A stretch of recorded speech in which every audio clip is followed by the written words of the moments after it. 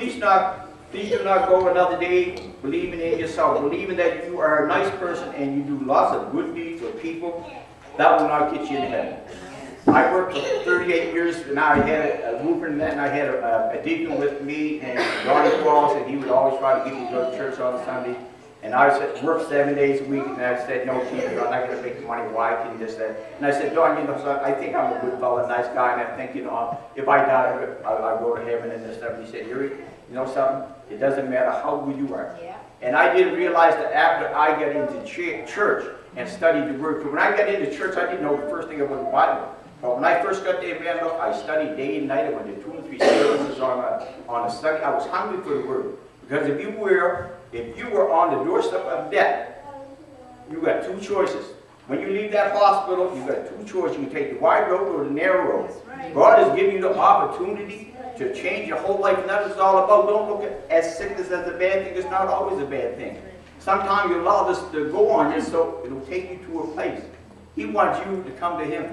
Because God loves everyone in this place today. Don't matter who you are, what you did. Keep that in mind. He doesn't matter. He wants to save you. He wants you to go to heaven. He don't want you to go to hell, and there is hell. And some people believe, even my family, they don't believe there's hell. They believe you're going to go on the ground, that's going to, but that's not true. Believe what the Bible said, there's heaven and there's hell. I'd rather go through this life believing there's a heaven and not believing there's a hell. Then I die, and then there is a hell. And there is a heaven.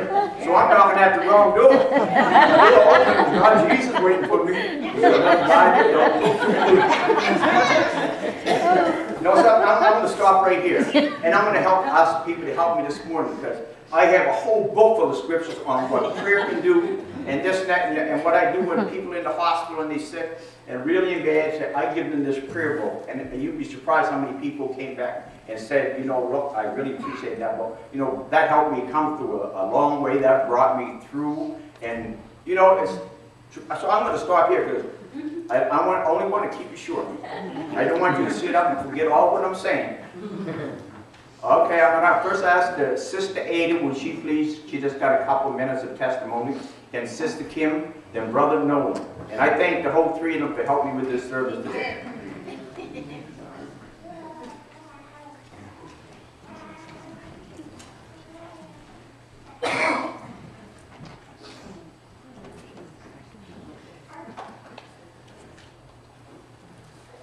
Good morning, church. Good morning. Deacon here called me last week and asked me to do this. Of course, the devil came along and said, no, you're not. So this morning I walked in church, and I've been praying about this all week, and I thought, I'm going to do this today. So it's not a long testimony, it's very short. But I thank Deacon here for encouraging me to speak today.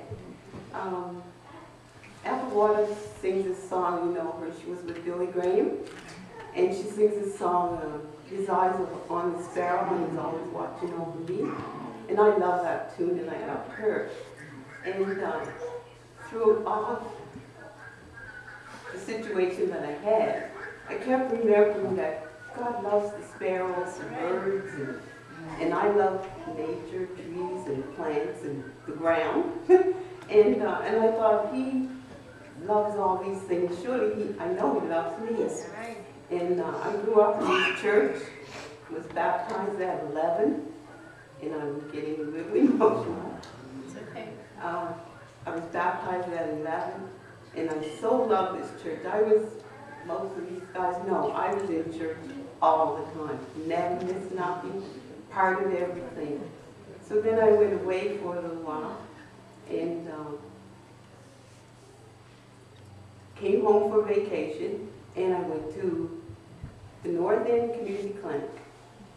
It was a wonderful doctor there.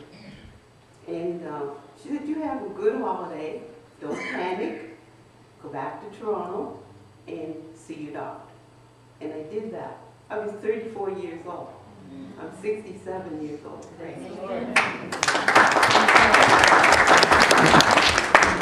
I know that God answered prayers because I prayed when I was younger, and I continue to pray.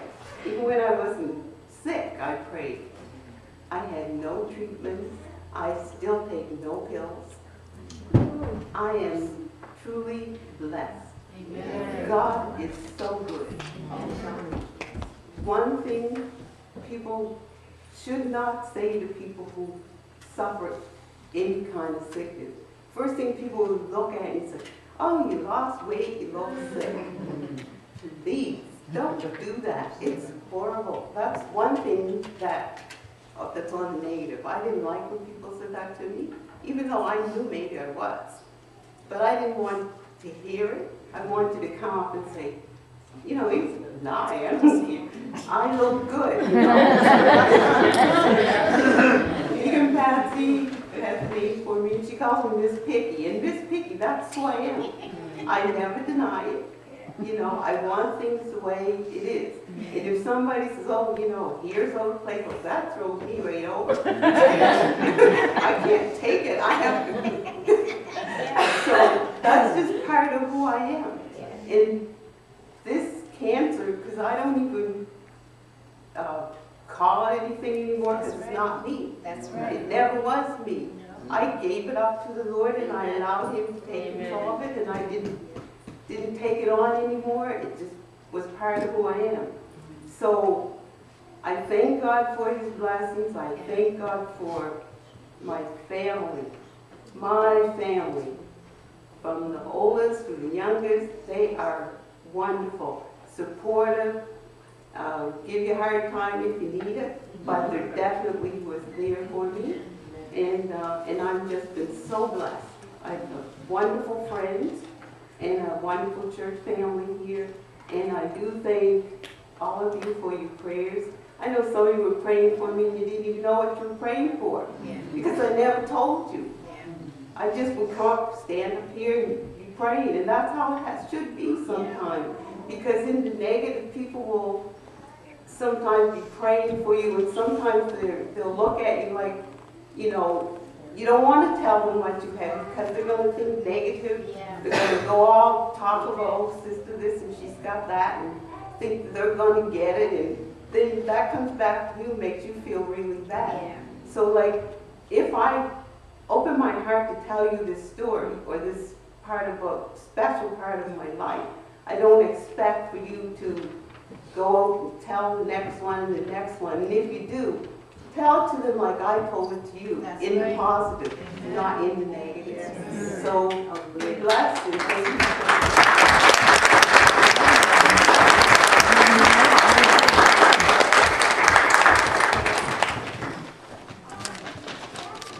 Sister Kim?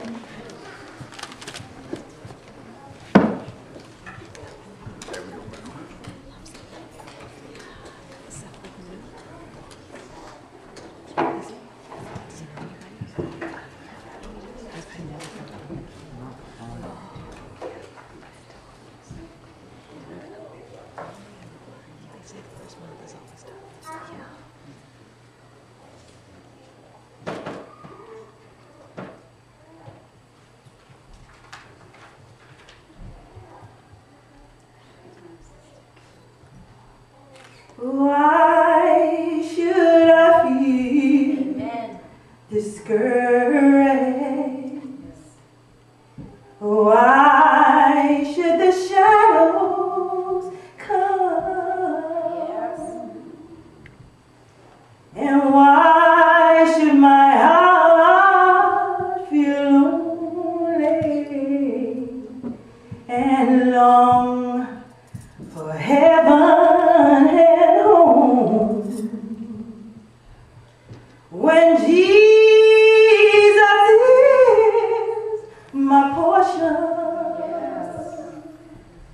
A constant friend is He. His eye is on the sparrow, and I know He watches me. His eye is on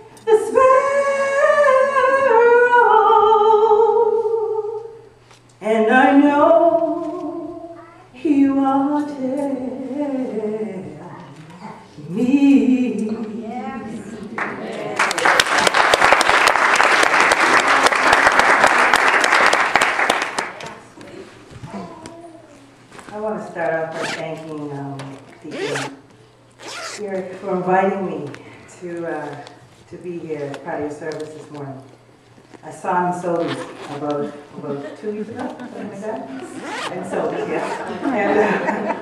And so we're standing in Sobeys, and he says, "I'm having a service in September." I actually don't remember the date, and thank God that you did call me. And he said, I want to know if you want to come and give your testimony. And I didn't even think about it, because I knew that God has kept me here to do that. So I was very, very excited to come here today to share what I went through, my testimony, my story.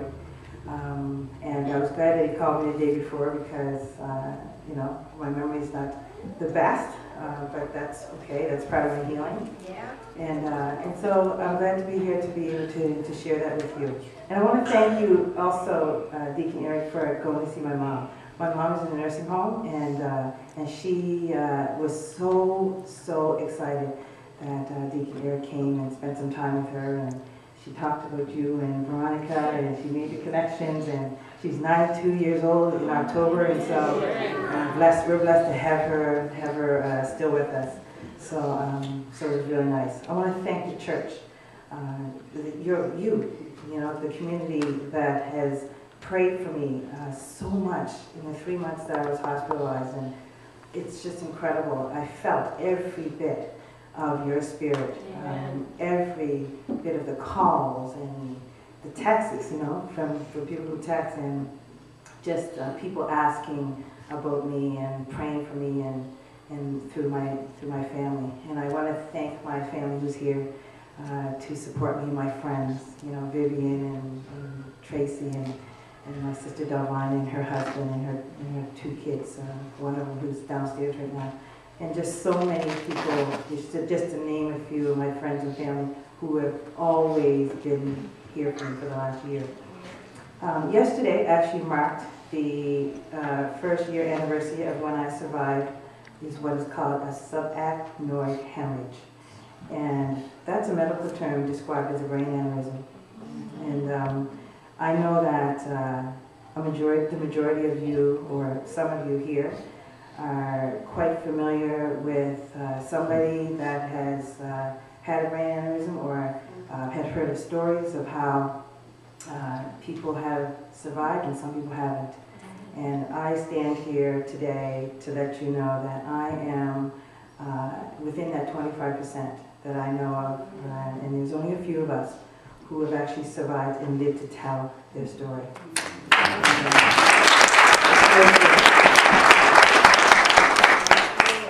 I know that your previous pastor, Pastor Armstrong, I know that he had a brain aneurysm too, and thank God for him. That because there's not too many of us that can stand and be able to speak, actually, even to tell the story. So I pray for him always, and I pray for a lot of people who are dealing with their own challenges and their own illnesses, and I truly believe what Deacon Eric said, sometimes your sickness can be a blessing. I just have so much to share, and I know that we're very short in time, so I'm not going to keep you here very long, but I do want to say that my story started, in September, a year ago today.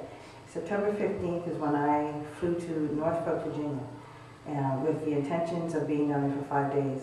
And when I got on the plane, I was feeling good. Just the normal stress of life, being a single mom, trying to raise your child. But I had a positive spirit always about myself, and a positive outlook on life, and a true belief in God's presence in my life always. And so I didn't expect to have a brain aneurysm while I